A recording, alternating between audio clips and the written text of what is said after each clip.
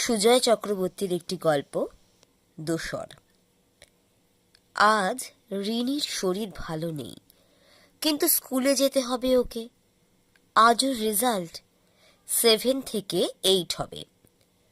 মৌমা, অভিরূপ, মিতালিরা ওকে যে এবার টপকাবে সে ব্যাপারেও নিশ্চিত। কেননা পরীক্ষা শুরুর 6 দিন আগে তো ওর ঠাম্মা মারা গেল। পড়া হয়নি কিচ্ছু। ঠাম্মা যে ওকে কত ভালোবাসতো। বাবা বকলে ঠাম্মাই তো ওকে আদর করে মাথায় হাত বুলিয়ে বলতো, চলো দিদি ভাই, আজ আমরা একসঙ্গে ঘুমোবো, বাদ দাও ওদের কথা। তারপর বিছানায় শুয়ে কত গল্প বলতো ঠাম্মা। দত্তি দানব, ব্রহ্ম রাক্ষস থেকে ভূতের গল্প। বাদ যেত না কিছুই। রিনির যে কি ভালো লাগতো গল্পগুলো শুনতে। সব কিছু কি রাতারাতি ভোলা যায়? পড়া হয়নি তাই। স্কুলে আজ মা যাবে বলেছিল, কিন্তু যখন রেডি হয়ে বেরোতে যাবে তখন মা বলল, আমি আর যাচ্ছি না, ইলেকট্রিকের বিল জমা দেওয়ার আজই লাস্ট ডেট, তোর বাবার সময় হবে না, আমাকেই যেতে হবে। কথাটা শুনে রিনির মনটা খারাপ হয়ে গেল। অগত্যা একাই বের হলো, যেমন যায় রোজ। প্রত্যেকবার রেজাল্টের সময় মা নয়তো বাবা যায়। এবারেই সেটা পাল্টে গেল।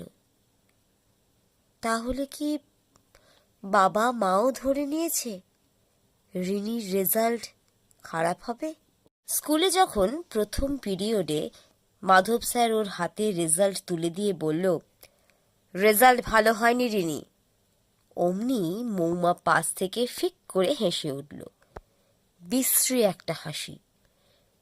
এই সময় কেউ হাসে? কারো দুঃখের দিনে হাসতে আছে? রিনির মোটেও ভালো লাগেনি, মনটা খারাপ হয়ে গেল। এই প্রথম মৌমা ফার্স্ট হলো। রিনিও তো 2-1বার ফার্স্ট হয়েছে ক্লাসে। কই, ও তো ওরকম বিশ্রীভাবে হেসে ওঠেনি কখনো। পাশে তখন মিতালিও ছিল। রিনি ওদের কারোর সঙ্গেই খুব একটা কথা বলল না। সবাই চলে গেছে যে যার বাড়ি, শুধু দীপালি যায়নি।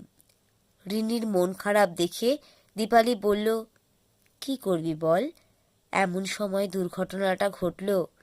দেখবি 8 থেকে 9-এ তুই ফার্স্ট হবি। চল এখন বাড়ি চল। দীপালি নিজে খুব একটা ভালো রেজাল্ট করেনি, কিন্তু রিনিকে যে সান্ত্বনা দিল সেটা ভালো লাগলো ওর। খুব আপন মনে হলো।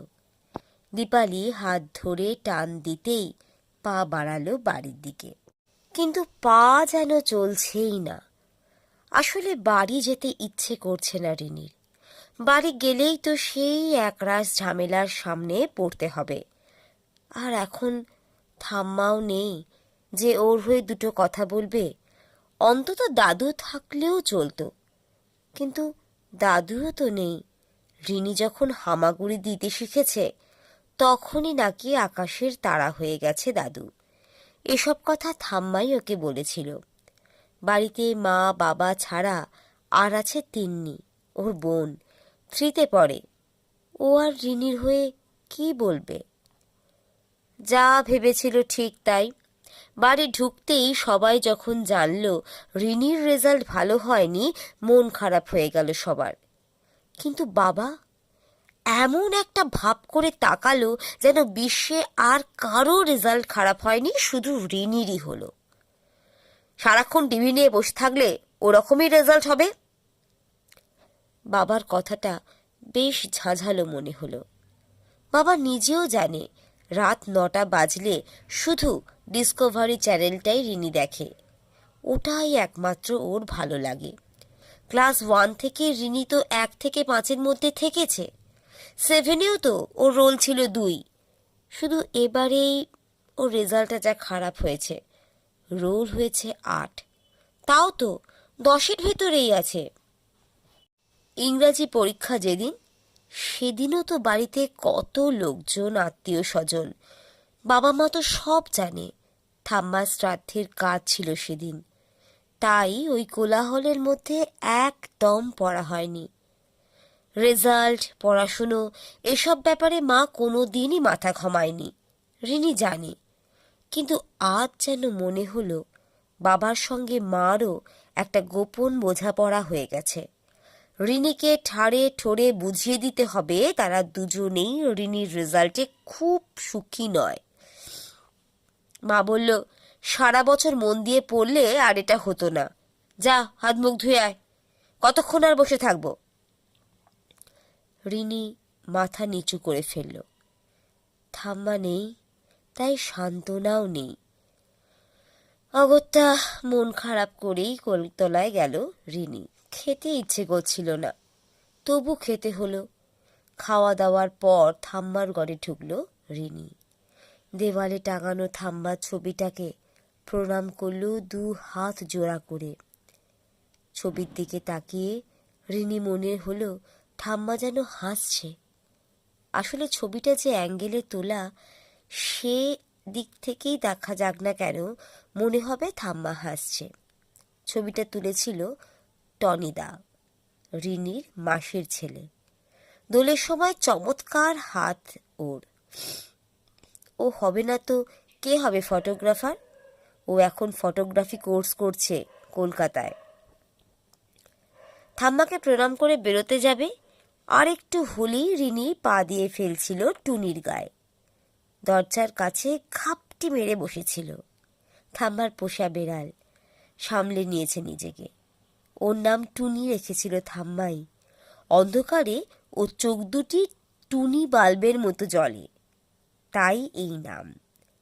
যখন প্রথম প্রথম রান্নাঘর থেকে মাছের মুড়োটা কিংবা জাল দেওয়া দুধটা সাবার করে দিত চেটেপুটে, তখন টুনি ঘরে ঢুকলেই ঠাম্মা চোখ রাঙিয়ে এমন শাসন করত ওকে, রিনিও ঘাবড়ে যেত।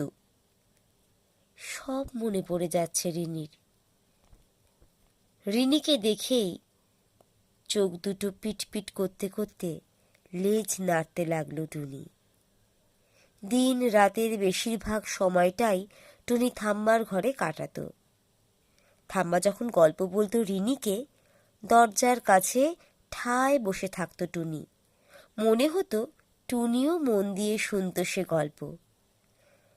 কিন্তু এখন সে সব অতীত, এখন তা হবার নয়।